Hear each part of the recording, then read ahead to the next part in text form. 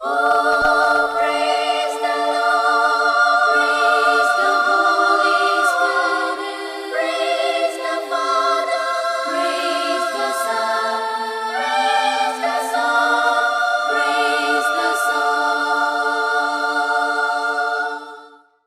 വേദപുസ്തകത്തിലൊരു ഭാഗം വായിക്കാം. വിശുദ്ധ റോമർക്കെഴുതിയ ലേഖനം 10-ാം അധ്യായം അതിൻ്റെ 17-ാമത്തെ വാക്യം. വിശുദ്ധ അപ്പോസ്തലനായിരിക്കുന്ന പൗലോസ് റോമാസഭയ്ക്ക് എഴുതിയ ലേഖനം 10-ാം അധ്യായം അതിൻ്റെ 17-ാമത്തെ വാക്യം എടുത്തൊരാൾക്ക് വായിക്കാം. ആകയാൽ വിശ്വാസം കേൾവിയാലും കേൾവി ദൈവത്തിന്റെ വചനത്താലും വരുന്നു. കേൾവി ക്രിസ്തുവിൻ്റെ വചനത്താലും വരുന്നു. വിശ്വാസം കേൾവിയാലും കേൾവി ക്രിസ്തുവിൻ്റെ വചനത്താലും വരുന്നു. ഞാൻ വളരെ ലളിതമായൊരു ഉപദേശമാണെന്ന് പറയുവാൻ ആഗ്രഹിക്കുന്നത്. ഏത് വീട്ടിലാണെങ്കിലും ഇളയ ആൾക്കാർക്കാണല്ലോ കൂടുതൽ പ്രാതിനിധ്യം, അല്ലേ? അതുകൊണ്ട് മൂത്ത ആൾക്കാർക്ക് ഭയങ്കര പരാതിയുണ്ട്. അല്ലേലും ഈ അപ്പനും അമ്മയ്ക്കും ഇപ്പം എൻ്റെ അടുത്ത് വലിയ ഇഷ്ടമൊന്നുമില്ല. എപ്പോഴും ആ ഇളയ കൊച്ചിന് മാത്രം സ്നേഹം കൊടുക്കും, എല്ലാം മേടിച്ചു കൊടുക്കും, മടിയിലിരുത്തും, അടുത്തിരുത്തും, എല്ലാറ്റിലും ഇളയത് അല്ലേ? സഖി കേട്ടിട്ട് ചിലപ്പോൾ അതങ്ങോട്ട് അവതരിപ്പിക്കും, ഇല്ലെങ്കിൽ ഉള്ളിനകത്ത് ഇങ്ങനെ കൊണ്ടു കിടക്കുകയും ചെയ്യും. ഒരുപാട് കുടുംബങ്ങളിലതുണ്ട്. അത് കർത്താവും അങ്ങനെയാണല്ലോ പഠിപ്പിച്ചത്. ധൂർത്തപുത്രൻ എല്ലാം നശിപ്പിച്ചേച്ച്, അവൻ ഇളയ മകനായിരുന്നു, അവനെല്ലാം നശിപ്പിച്ച് അപ്പൻ്റെ സ്നേഹത്തിൽ നിന്ന് വളരെ വിദൂരതയിലേക്ക് ഓടിപ്പോയി. എന്നാൽ ഒരു മൂത്തവനുണ്ടായിരുന്നു. അവൻ രാവിലെ മുതൽ രാത്രി വരെയും അവൻ വയലിൽ പറമ്പിൽ അപ്പന് വേണ്ടി അധ്വാനിക്കും. ഇവൻ ഭയങ്കരമായിട്ടങ്ങ് ജോലി ചെയ്യുകയാണ്, എല്ലാ തരത്തിലും ഇവൻ ജോലി ചെയ്യുകയാണ്. ഇവിടെ പ്രതിഫലം നോക്കുന്നില്ല, അതേ ഭക്ഷണ രീതികൾ നോക്കുന്നില്ല, സമയം നോക്കുന്നില്ല, എത്രത്തോളം ചെയ്യാൻ കഴിയുമോ അത്രത്തോളം ചെയ്യുന്നു. പക്ഷെ അപ്പന് ഒരു മൈൻഡും ഇല്ല. വിറ്റ് നശിപ്പിച്ചേച്ച് ഒരു സുപ്രഭാതത്തിൽ സ്തോത്രം ഒരു ഫ്രീക്കനായിട്ട് ഇങ്ങനെ ഓടി തിരിഞ്ഞിങ്ങ് വന്നപ്പോഴത്തേക്ക് ഓടിച്ചെന്ന് കഴുത്ത് കെട്ടിപ്പിടിച്ച് ചുംബിച്ച് പുതിയ വസ്ത്രം കൊടുത്ത് പുതിയ ചെരുപ്പ് കൊടുത്ത് തടിപ്പിച്ച കാളക്കുട്ടി. എനിക്കാണെങ്കിൽ ഒരു കോഴിയെ പോലും തല്ലിക്കൊന്ന് ഇതുവരെയൊക്കെ ഇറച്ചി തന്നിട്ടില്ല. അവനാണെങ്കിൽ തടിപ്പിച്ച കാളക്കുട്ടിയെ അറുത്ത് അവന് നന്നായിട്ട് ഭക്ഷണമൊക്കെ അങ്ങോട്ട് കൊടുത്ത് സ്തോത്രം ഇതാ കണ്ടില്ലേ മടിയിൽ പിടിച്ചിരുത്തി മോതിരവും കൊടുത്ത് എല്ലാം കൊടുത്ത് അവനെ നോക്കുന്നു. ഭയങ്കരമായ പരാതി അവനുണ്ടായിരുന്നു. ഭയങ്കരമായിട്ടുള്ള പരാതി അവനുണ്ടായിരുന്നു. അവൻ പ്രകടിപ്പിച്ചു, മാക്സിമം ഒക്കെ പിടിച്ചു നോക്കി. ഈ അപ്പൻ ഈ വസ്തുവും വകയൊക്കെ തട്ടിക്കൊണ്ട് പോയവനെയും കാത്തിരിക്കേണ്ട ആവശ്യമല്ല ഉണ്ടോ? അവനെയും കാത്തിരിക്കേണ്ട ആവശ്യമല്ല ഉണ്ടോ? ഈ അപ്പൻ എന്നോട് ഇച്ചിരി സ്പെൻഡ് ചെയ്ത് നമുക്ക് പുതിയ കാര്യങ്ങളൊക്കെ ഒന്ന് പ്ലാൻ ചെയ്ത് നന്നായിട്ട് പോകുന്നതിന് പകരം അവൻ വരുവെന്തോ ഒരുവനെ കാത്തിരിക്കുകയാണ്. അവൻ എപ്പോൾ എത്തുമായിരിക്കാം, ഇപ്പോൾ അവൻ എവിടെയായിരിക്കാം, എങ്ങനെ ഞാൻ കൊണ്ടുവരട്ടെ എന്നൊക്കെ ഈ അപ്പൻ 24 മണിക്കൂർ ഊണിന് ഉറക്കത്തിലും വന്നെത്താത്ത ഒരുവന് വേണ്ടി കാത്തിരിക്കുക. ഇവിടെ വന്നെത്തിയ എന്നെ നോക്കണില്ല. ആ മൂത്ത മകൻ അവൻ മാക്സിമം പിടിച്ചു നിന്ന് നോക്കി. അപ്പൻ്റെ കാത്തിരിപ്പും കാര്യങ്ങളൊക്കെ നോക്കി, മൂമെന്റ്സ് എല്ലാം നോക്കിക്കൊണ്ടിരിക്കുക. ഞാൻ വയലിൽ പോയിട്ട് വരുന്ന സമയം നോക്കണില്ല, ഞാൻ കിടന്ന് ചുമക്കണ ഒന്നും നോക്കണില്ല, ഞാൻ കിടന്ന് കഷ്ടപ്പെടുന്ന ഒന്നും നോക്കണില്ല, ഞാൻ കിടന്ന് ഉറക്കം മുഷീന ഒന്നും നോക്കണില്ല. എങ്ങാണ്ടൊക്കെ കറങ്ങി കിടക്കുന്ന അവനെ നോക്കിയിരിക്കുക. കുറെ കൂടെ അവൻ വരും, ഇപ്പൊ തന്നെ വരും. അവൻ വരൂല, അവൻ പോയ പോക്ക. ഇനി അവനെ നോക്കിയിരുന്നിട്ട് കാര്യമില്ല. മൂത്തവൻ ഉള്ളുകൊണ്ട് പറഞ്ഞ് പ്രകടിപ്പിക്കാതെ അവനെ നോക്കിയിരിക്കണ്ട, അവൻ വരത്തില്ല, ഉറപ്പാ. അവൻ വരത്തില്ല.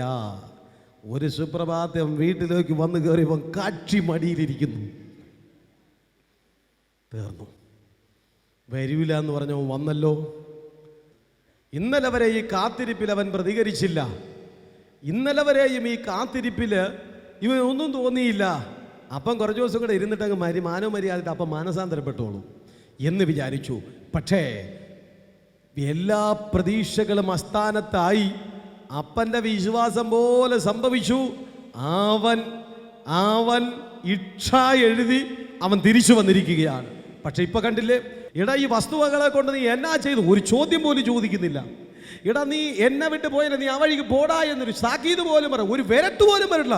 വന്ന് കയറിയപ്പോൾ തന്നെ തടിപ്പിച്ച കാളക്കുട്ടിയെല്ലാം അറുത്തതിന് ശേഷം അവന് കൈക്ക് മോതിരവും കൊടുത്ത് നല്ല പുതിയ അങ്കിയൊക്കെ ധരിപ്പിച്ച് നല്ല ഒന്നാം തരം ചെരുപ്പുമൊക്കെ ഇട്ട് അവനെ പിടിച്ചിരുത്തിയിരിക്കുകയാണ്. എനിക്കിത് സഹിക്കാൻ പറ്റൂല, എനിക്കത് കണ്ടോണ്ടിരിക്കാൻ പറ്റുന്നില്ല. അവൻ വീട്ടിനകത്ത് കയറാതെ അവൻ വീട്ടിൻ്റെ വെളിയിൽ നിന്നു. എൻ്റെ ദൈവം ആ നഷ്ടപ്പെട്ടു പോയ വ്യക്തിയെ മടക്കി കൊണ്ടുവന്നപ്പോൾ ഒരുത്തൻ വെളിയിൽ നിന്നുവെങ്കിൽ ഇതാ സക്കായി അന്വേഷിച്ച് അവൻ്റെ വീട്ടിൽ പാർക്കാൻ തുടങ്ങിയപ്പോൾ അപ്പുറത്ത് നിന്ന് വേറൊരുമാർ പറഞ്ഞു, ഈ യേശുവിന് വേറെ ഒരിടത്തും പോകാൻ സമയം കിട്ടിയില്ലേ.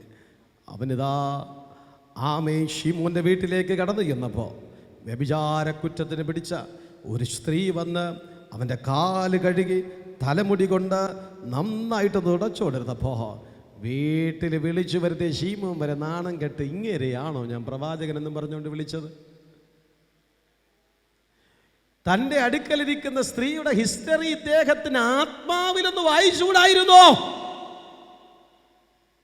ഈ സ്ത്രീ ആരെന്ന് ഈ യേശുവിന് മനസ്സിലാക്കാൻ കഴിവില്ലാത്ത വ്യക്തിയായിപ്പോയല്ലോ.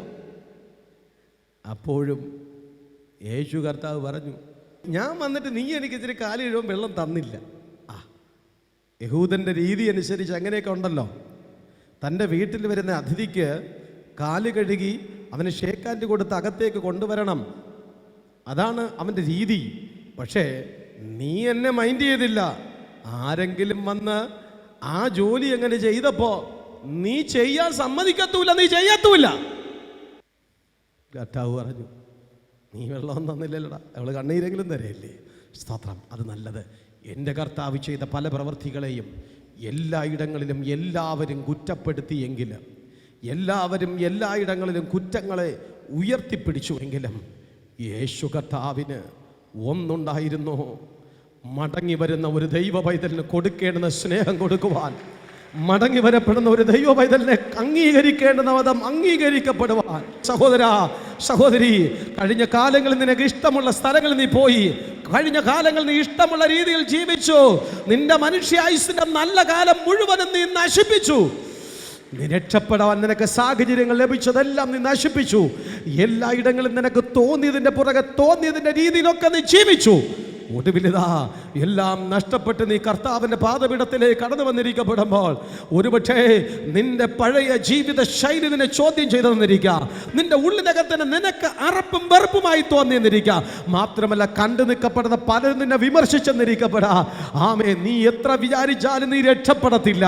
അത്രത്തോളം നീ കൊള്ളരുതാത്തവനാണ്, അത്രത്തോളം നീ മോശമായി ജീവിച്ചവനാ എന്നൊക്കെ മറ്റുള്ളവർ പറഞ്ഞാലും നീ യേശു ആരാണെന്ന് തിരിച്ചറിയപ്പെടണം. ആമേ, മറ്റുള്ളവർ പറയപ്പെടുന്ന യേശുവല്ല ഈ യേശു എന്ന് പറയപ്പെടുന്നത്. നിന്നെ സ്നേഹിക്കുവാൻ കഴിവുള്ളവനാണ് യേശു, നിന്നെ അംഗീകരിക്കുവാൻ മനസ്സുള്ളവനാണ് യേശു. ആമേൻ, നിന്റെ മടങ്ങി വരവിന്റെ മധ്യത്തിൽ സന്തോഷിക്കുന്നവനാണ് യേശു. ഒരുപക്ഷേ തടിപ്പിച്ച കാളക്കുട്ടി നിനക്ക് കിട്ടിയില്ല എങ്കിലും, കൈക്ക് മോതിരം നിനക്ക് തന്നില്ല എങ്കിലും, പുതിയ അങ്കി നിനക്ക് തന്നില്ല എങ്കിലും, ഈ അപ്പന് നല്ല ഉറപ്പുണ്ട്, ഇതൊന്നും തന്നില്ല എങ്കിൽ എന്റെ മൂത്ത മോൻ എന്നെ വിട്ടു പോകത്തില്ല. സ്വത്രം സ്വത്രം. ഓ, ആത്മാവ് ക്രിയ ചെയ്യുന്നവർ കൈ അടിച്ചെടുക്ക. മൂത്ത മോൻ ഇതൊന്നും കിട്ടിയില്ലെങ്കിൽ അവൻ പോകത്തില്ല. അവൻ അപ്പന്റെ വീട്ടു കാവൽക്കാരനായിട്ട്, അവൻ അപ്പന്റെ സഹായിയായിട്ട് എല്ലാ കാലത്തും ഉണ്ടായിരിക്കുമെന്ന് ഈ അപ്പന് ബോധ്യമുണ്ട്.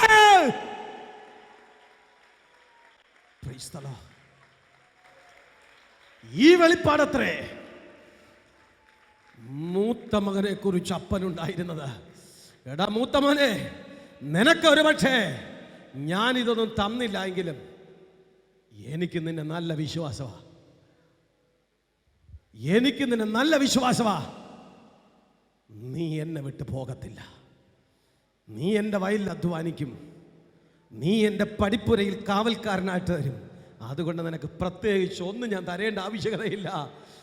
നിനക്ക് ആമീൻ നൽകേണ്ടത് ആമീൻ നൽകുക എന്നുള്ളല്ല, ഇതെല്ലാം നിന്റെ വകയാ. സ്വതം. പക്ഷേ നിന്റെ അനിയനുണ്ടല്ലോ, അവൻ ഇത്രത്തോളം ഉറപ്പില്ലടാ. നിന്റെ അനിയനുണ്ടല്ലോ, അവൻ ഇത്രത്തോളം ശക്തിയില്ല. അവന് ഞാൻ മോതിരം കൊടുത്തേ പറ്റൂ, അവന് ഞാൻ അങ്കി കൊടുത്തേ പറ്റൂ, അവന് ഞാൻ ചെരുപ്പ് കൊടുത്തേ പറ്റത്തുള്ളൂ, അവന് ഞാൻ ചുംബനം കൊടുത്തേ പറ്റത്തുള്ളൂ, അവന് ഞാൻ എൻ്റെ അടുക്കൽ ഇരുത്തിയേ പറ്റത്തേ ഉള്ളൂ. അവൻ ബലഹീനനാ, അവന് കൈത്താങ്ങ് വേണം. അവൻ അവൻ അവൻ നഷ്ടപ്പെട്ടു പോകാതിരിക്കണമെങ്കിൽ ഇതൊക്കെ അവന് കൊടുത്തേ മതിയാകത്തേ ഉള്ളൂ. സഹോദരാ, സഹോദരി, എല്ലാ കാലത്തും നീ അങ്കിക്ക് വേണ്ടിയിട്ടല്ല യേശുവിനെ അനുഗമിക്കേണ്ടത്. എല്ലാ കാലത്തും മോതിരത്തിന് വേണ്ടിയിട്ടല്ല നീ യേശുവിനെ അനുഗമിക്കേണ്ടത്. എല്ലാ കാലത്തും ചെരുപ്പിന് വേണ്ടിയിട്ടും ചുംബനത്തിനും വേണ്ടിയിട്ടല്ല നീ യേശുവിനെ അനുഗമിക്കേണ്ടത്. നീ ഇന്ന് ഇളയ മകനാണ് എങ്കിൽ നീ ഒരു മൂത്ത മോനായിട്ട് തീരണം. നീ ഒരു മൂത്ത മകനായിട്ട്, ഇതൊന്നും തന്നില്ലെങ്കിൽ എൻ്റെ അപ്പനെ വിട്ട് ഞാൻ പോകത്തില്ല, ഇതൊന്നും കിട്ടിയില്ലെങ്കിലും എനിക്ക് എൻ്റെ അപ്പന്റെ സ്നേഹം മാത്രം മതി. സ്തോത്രം. വിശ്വാസത്തെക്കുറിച്ച് ജസ്റ്റ് ഒന്ന് പറയുക. ഇവിടെ 17-ാം വാക്യം, ആകയാൽ വിശ്വാസം കേൾവിയാലും കേൾവി ക്രിസ്തുവിൻ്റെ വചനത്താലും വരുന്നു. വിശ്വാസം എന്ന് പറയുന്നത് കർത്താവിൻ്റെ അനുഗ്രഹങ്ങളെ കൊണ്ടുവരുവാനുള്ള ഒരു വഴിയാണ്, റോഡാണ്, ഒരു ഹൈവേ ആണ്, ഒരു വയറാണ്. ഈ വഴി ഉണ്ടെങ്കിൽ മാത്രമേ ഇലക്ട്രിസിറ്റി വരത്തുള്ളൂ, ഈ വഴി ഉണ്ടെങ്കിൽ മാത്രമേ വാഹനം വരത്തുള്ളൂ. അപ്പോൾ അങ്ങ് അകലെ നമ്മുടെ കർത്താവിൻ്റെ കരങ്ങളിലിരിക്കുന്ന അനുഗ്രഹങ്ങൾ, ചെറുതോ വലുതോ, അത് ആത്മീകമോ ഭൗതികമോ എന്തോ ആയിക്കോട്ടെ, ഏത് അനുഗ്രഹങ്ങളാണെങ്കിലും നമ്മുടെ അടുക്കലേക്ക് വന്നെത്തണമെങ്കിൽ അത് വരാനുള്ളൊരു വഴി ഉണ്ടായിരിക്കണം. ആ വഴിക്ക് പറയുന്ന പേരാണ് വിശ്വാസം. ഈ വഴി ഏകദേശം പേർക്ക് ഉണ്ട്. എന്തിനു വേണ്ടിയിട്ട്? ചിലർ സംബന്ധിച്ചുള്ള വിശ്വാസത്തെക്കുറിച്ചുള്ള കൺസെപ്റ്റ് എനിക്ക് വിശ്വാസമേ ഇല്ല, അങ്ങനെയുള്ളവരുണ്ട്. വിശ്വാസമേ എനിക്കില്ല, ഞാൻ ക്രിസ്തീയ പാരമ്പര്യത്തിൽ ജനിച്ചു വളർന്ന വ്യക്തിയാണ്, എൻ്റെ അപ്പൂപ്പൻ മുതലേ പാസ്റ്റർമാരും അല്ലെങ്കിൽ അച്ഛന്മാരും പട്ടക്കാരും ഒക്കെയാണ്, പക്ഷേ എനിക്ക് വിശ്വാസം ഇല്ല, അങ്ങനെയുള്ളവരുണ്ട്. ഞങ്ങൾക്ക് ഈ ക്രിസ്തുവിനെ, ഞങ്ങൾക്ക് ഈ യേശുവിനെ ഒരു വിധത്തിലും ഞങ്ങൾക്ക് വിശ്വാസം ഇല്ല എന്ന് പറയുന്ന വ്യക്തികളുണ്ട്. ഞങ്ങളിനി ഒരു വിധത്തിലും ഞങ്ങൾ വിശ്വസിക്കത്തില്ല എന്ന് പറയുന്നവരുമുണ്ട്. ഇതൊക്കെ സർവ്വസാധാരണമാണ്. നമുക്ക് നമ്മുടെ ഈ സൊസൈറ്റിയിൽ നമ്മൾ ഇറങ്ങുന്ന സമയത്തിൽ പലതരത്തിലുള്ള ആൾക്കാരുണ്ട്. ഒരുപക്ഷെ നമ്മൾ പ്രാപിച്ചെടുത്ത വിശ്വാസം മറ്റൊരാളുമായിട്ട് നമ്മൾ ഷെയർ ചെയ്യുന്ന സമയത്തിൽ മറുകൃതി ചിന്തിപ്പിച്ച് അവിശ്വാസികളാക്കുന്ന ഒരു വിഭാഗം. 1. 2, ചിലർക്ക് അല്പവിശ്വാസം. വിശ്വാസത്തിൻ്റെ ഭാഗങ്ങളാണ് അല്പവിശ്വാസം, ഒരു ഹാഫ് കണ്ടീഷൻ. പോയി നോക്കാം, വല്ലതും കിട്ടുകയാണെങ്കിൽ വിശ്വസിക്കാം. ഇങ്ങനെയുള്ള ആൾക്കാരുണ്ട്.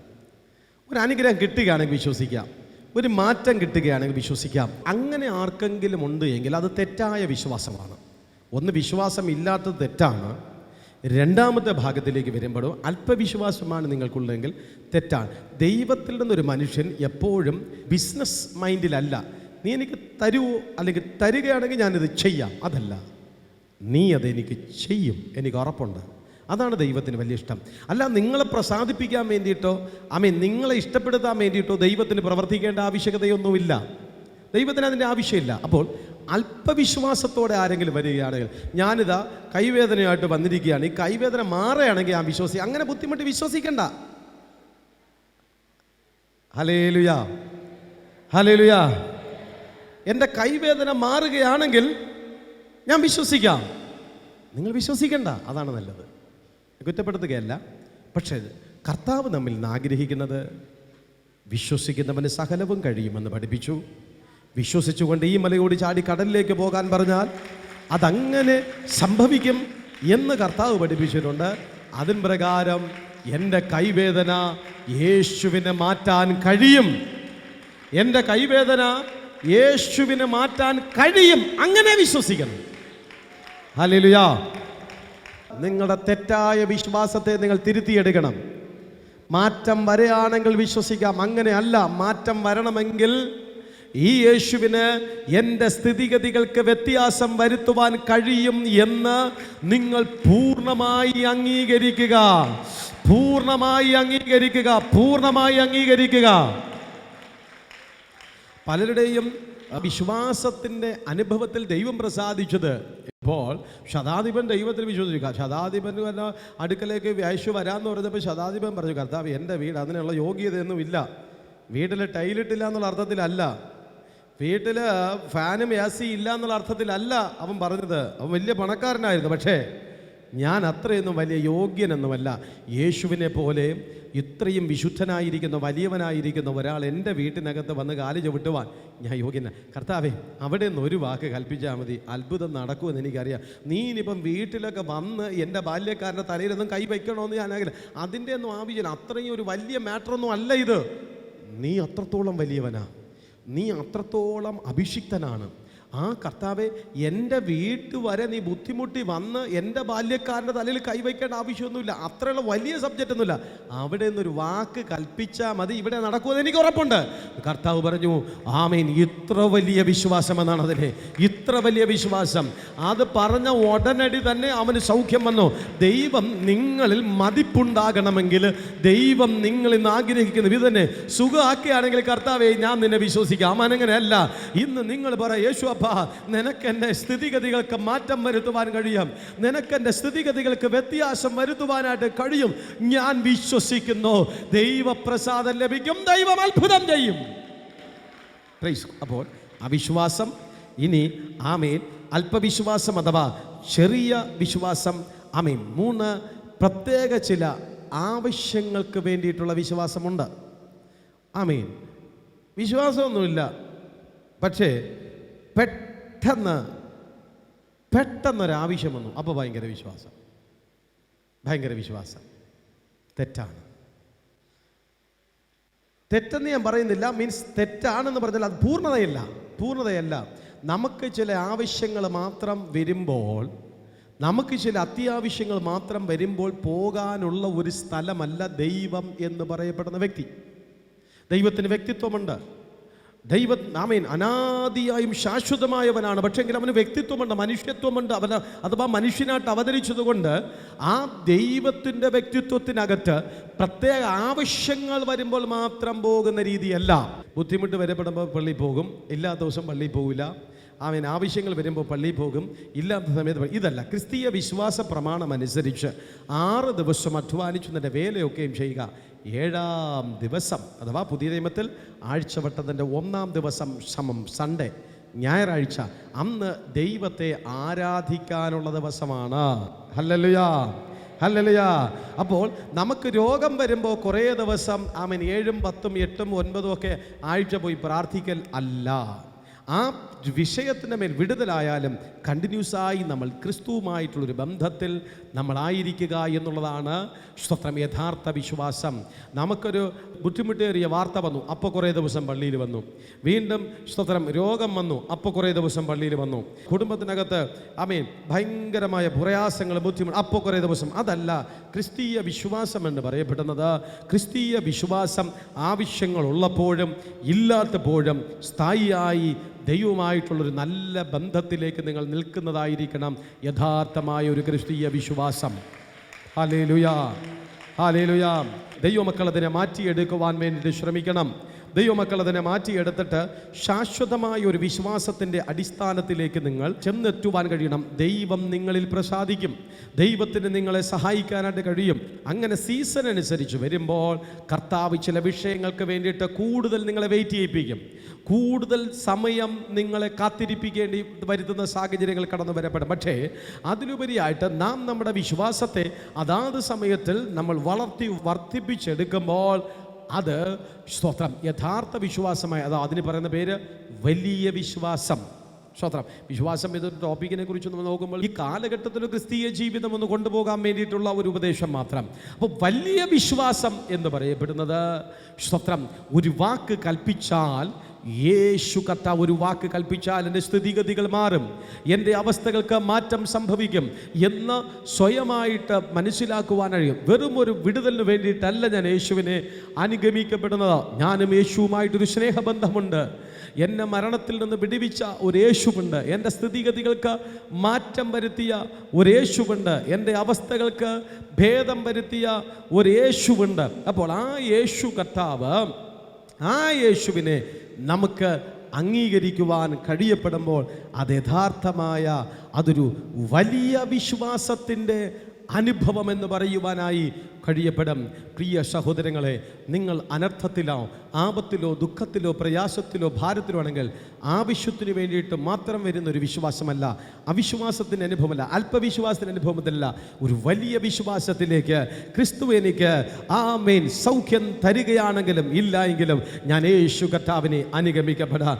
യേശു എൻ്റെ പ്രശ്നങ്ങൾക്ക് പരിഹാരം തന്നാലും ഇല്ല എങ്കിലും ഞാൻ യേശുവിനെ അനുഗമിക്കാം. ഒരുപക്ഷെ ഞാൻ യേശുവിൻ്റെ അടുക്കലേക്ക് കടന്നു വന്നിരിക്കുന്നത് ഒരു പ്രത്യേക വിഷയത്തിൻ്റെ വിടുതലിന് വേണ്ടിയിട്ടാണ്. പക്ഷേ എങ്കിലും എനിക്ക് ഉറപ്പുണ്ട്, ക്രിസ്തു എന്നെ സഹായിക്കും, ക്രിസ്തു എൻ്റെ സ്ഥിതിഗതികൾക്ക് മാറ്റം വരുത്തുമെന്നുള്ള ഉറപ്പ് നിങ്ങളിൽ ഉണ്ടായിരിക്കപ്പെടണം.